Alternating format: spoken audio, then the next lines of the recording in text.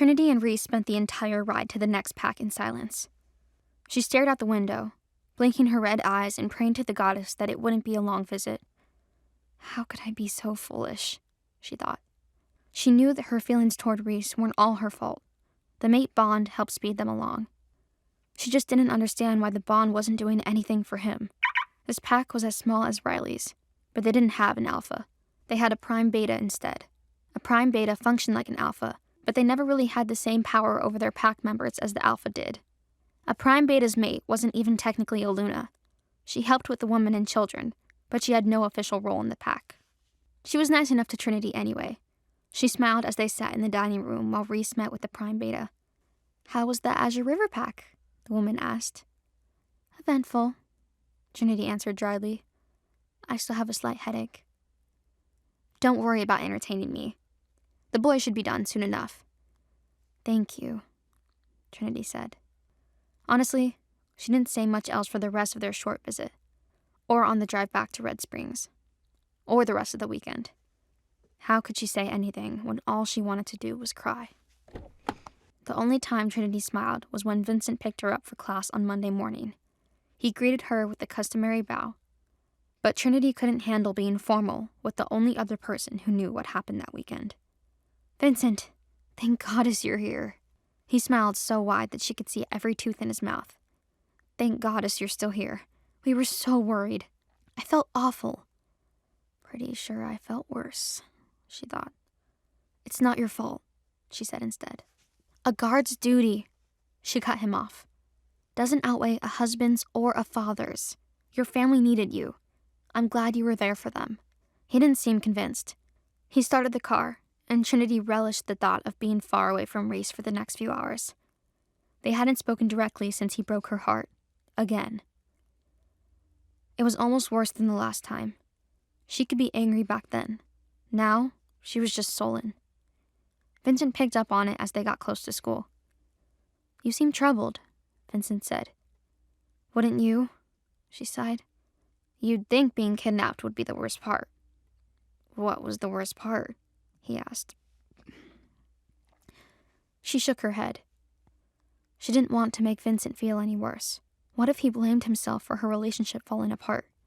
You'd have to be in a relationship for it to fall apart, she reminded herself. Thankfully, they pulled up to her school before Trinity had to answer Vincent's question.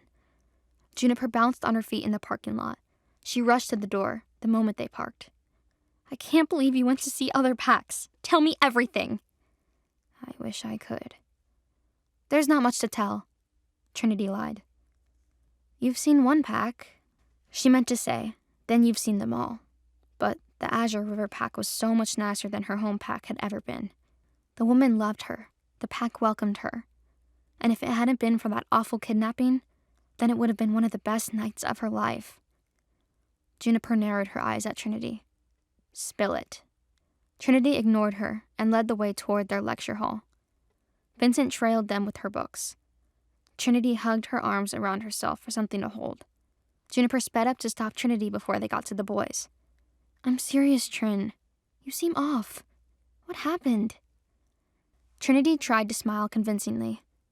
Just a really weird night, but it's over now. You can either tell me alone or tell me in front of Paul and Cedar, but they're going to see right through this act you're doing too. Juniper looked past Trinity to Vincent. You feel it, don't you?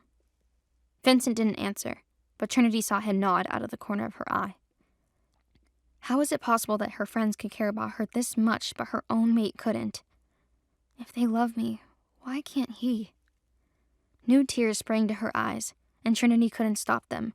She turned on her heels to run for the bathroom down the hall. Trinity! Juniper and Vincent chased after her.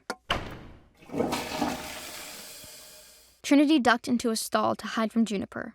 Vincent wouldn't come inside of the girls' bathroom. Juniper, on the other hand, squatted down to look at Trinity through the gap between the stall door and the floor. You can't lie to me now. You're crying. It's not even noon, Juniper said. Why does time matter? Trinity asked between sobs. Because it's not new stuff then. It's stuff you've been stewing about all weekend. If you won't tell me, at least open the door. It's gross down here. Trinity unlocked the door so Juniper could step into the stall too. It was a mistake. Now Juniper was even closer and Trinity was trapped with her well-meaning and way too perceptive best friend. Does this have to do with a certain tall and sexy mate of yours? Juniper knew that Trinity and Reese weren't madly in love, but she didn't know how bad things were between them. Trinity didn't really want to admit it either. Drop it. Did he do something this weekend? Juniper asked. Trinity shook her head, but another sob slipped out when she did. Juniper's face tightened in anger. Did he hurt you? Not physically. Junie, please, I can't talk about this. Says who? If your mate is making you cry, then you need to talk about it. He doesn't get to treat you like crap just because he's the alpha. Trinity shushed her. Don't say alpha here. There were humans around. Juniper rolled her eyes. I don't care about them. I care about you. You're my best friend, and I love you. Juniper was one of a handful of people who loved Trinity. One of the only ones who would ever say it and mean it. No man will ever love me, Trinity thought. Not when she was mated to a man that hated her. Trinity sobbed even harder. Juniper pulled Trinity into her arms. It's okay. I got you. Tell me what happened. Trinity sniffed. Only if you promise to let it go after I tell you. But promise me or I won't tell you. Juniper groaned, but Trinity didn't care. She couldn't go over this more than once.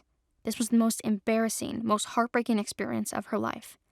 Juniper finally gave in. Fine, I promise. So Trinity told her everything. She started with Vincent backing out of the trip and went all the way to when Reese asked how anyone could love someone like Trinity. It was honestly kind of amazing to watch Juniper light up about their dance and kiss. It meant Trinity wasn't alone in having hope before Reese ripped it away and tore her to pieces. By the end of the story, Juniper's claws were out. Her teeth bared as she roared. He said what? The stall door shook with the force of her voice. I don't care who he is. I'm gonna kick his... No! Trinity clamped her hands around Juniper's arm to focus on her. You'd promise you'd let it go. I've known for weeks that I'm a mate in name only, but I got swept up in the fake mating of it all. I thought maybe he respected me, even if he didn't love me. But I understand now that that's never going to happen. Why not? Juniper whined. Why won't he just give in? I don't know, but he didn't tell you until after you were marked. He tricked you into this. Are you sure it's even a mate bond? Juniper questioned. Trinity bristled at that. Of course I'm sure. I've felt it. He feels it too. He just doesn't care. He would rather have nothing than a wolfless girl like me. Juniper growled again. Trinity quickly tried to justify it. It's perfect, actually, because I never really wanted a mate, and now I get all the other benefits without all the problems. Just all the heartache, Juniper sighed. Trinity couldn't argue against that. At least I have you. Juniper yanked Trinity back into the hug. She squeezed her so tightly that it hurt. Just tell me when I get to fight him, okay? Juniper joked. Trinity laughed through her tears. When the girl stepped out of the bathroom, Paul and Cedar scrambled back from the door. It only took one look at their wide eyes filled with pity for Trinity to groan. You were listening in, weren't you? She asked them. Paul scooped her up into a hug immediately. Oh, Astro, he's the worst. I can't believe I ever liked that guy. Yeah, he's not my alpha anymore, Cedar said, joining in the hug. Trinity caught Vincent's eye. He had tears in them. He heard everything too? He looked as heartbroken as she did. He was in the same position as Noah. As much as he cared about her, his loyalty went to the alpha before anything else. She offered him a sad smile. Come on, we're missing the whole lecture, Trinity said to her friends. They reluctantly let her go. Can you give us a second? Juniper nodded. We'll save your seat. She led Paul and Cedar back to their lecture hall while Trinity stayed to talk to Vincent. I'm sorry, Luna. So very sorry. Trinity's eyebrows furrowed. You don't have to be sorry for him. No. For me. I should have been there for you. Not just this weekend. The entire time. I should have known what you were going through and done something. She placed a hand on his arm to stop him. Hey, how could you have known? She asked. It's my problem, no one else's. You shouldn't have to go through this alone, he told her. If one of my pups ever had to feel the way you do, a protective anger flashed in his eyes. They won't, she said. It wasn't just to comfort him. You would never let that happen. And I'm not alone. You've helped so much, without knowing how. Just keep being my guard and my friend, and tomorrow I'll be stronger. Vincent's chin wobbled sadly. You're too strong already, he said. On the way home, we'll get ice cream, all right? Trinity chuckled in surprise. Ice cream? Do I look 5 to you? My Uncle Eddie has a shop, and his homemade flavors always cheer Heather up. Let me take you, Vincent added.